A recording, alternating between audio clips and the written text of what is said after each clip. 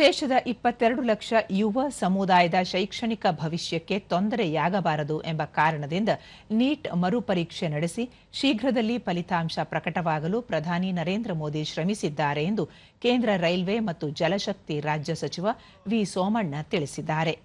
ಬೆಂಗಳೂರಿನ ಕೆಂಪೇಗೌಡ ಅಂತಾರಾಷ್ಟ್ರೀಯ ವಿಮಾನ ನಿಲ್ದಾಣದಲ್ಲಿ ನಿನ್ನೆ ಸುದ್ದಿಗಾರರೊಂದಿಗೆ ಅವರು ವಿದ್ಯಾರ್ಥಿಗಳ ಭವಿಷ್ಯದ ದೃಷ್ಟಿಯಲ್ಲಿ ಪ್ರಧಾನಿ ಅಗತ್ಯ ಕ್ರಮಗಳನ್ನು ಕೈಗೊಂಡಿದ್ದಾರೆ.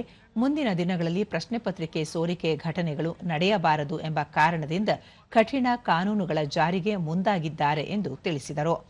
ನೀಟ್ ಪ್ರಶ್ನೆ ಪತ್ರಿಕೆಯ ಸೋರಿಕೆ ಕುರಿತಂತೆ ಲೋಕಸಭೆ ವಿರೋಧ ಪಕ್ಷದ ನಾಯಕ ರಾಹುಲ್ ಗಾಂಧಿ ಅವರ ಸದನದಲ್ಲಿನ ದ್ವೇಷ ಭಾವದ ಮಾತುಗಳು ಸಮಂಜಸವಲ್ಲ. ಅವರನ್ನು ಜನ ಹೇಗೆ ಕ್ಷಮಿಸುತ್ತಾರೆ ಎಂಬುದನ್ನು ನೋಡಬೇಕಾಗಿದೆ ಎಂದು ತಿಳಿಸಿದರು.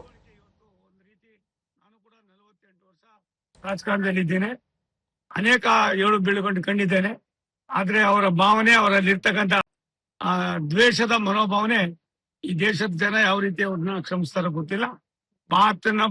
ಬಾಯಿಂದ ಬರ್ತಕ್ಕಂಥ ಪ್ರತಿಯೊಂದು ಭಾಷೆಯೂ ಕೂಡ ಒಂದು ರೀತಿ ವಿರೋಧಿ ಇದು ಮಾತಾಡ್ತಕ್ಕಂಥದ್ದು ಅವ್ರಿಗೆ ಸಮಂಜಸ ಅಲ್ಲ. ಆದ್ರೆ ದೇಶದ ಇತಿಹಾಸದಲ್ಲಿ ರಾಷ್ಟ್ರದ ಪ್ರಧಾನಮಂತ್ರಿಗಳ ಸನ್ಮಾನ್ಯ ನರೇಂದ್ರ ಮೋದಿ ಅವರ ತೀರ್ಮಾನವನ್ನ ವಿಶ್ವವೇ ಮೆಚ್ಚಿಕೊಂಡಿದೆ.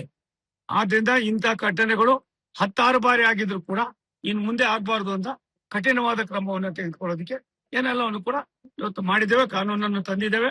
ಆ ಕಾನೂನಿನ ಅಡಿಯಲ್ಲಿ ಇನ್ನು ಮುಂದೆ ಆಗ್ತಕ್ಕಂಥ ಎಂತ ಒಂದು ಸಂದರ್ಭದಲ್ಲೂ ಕೂಡ ಕಾನೂನನ್ನ ಮೀರಿ ಹೋಗೋದಕ್ಕಾಗೋದಿಲ್ಲ.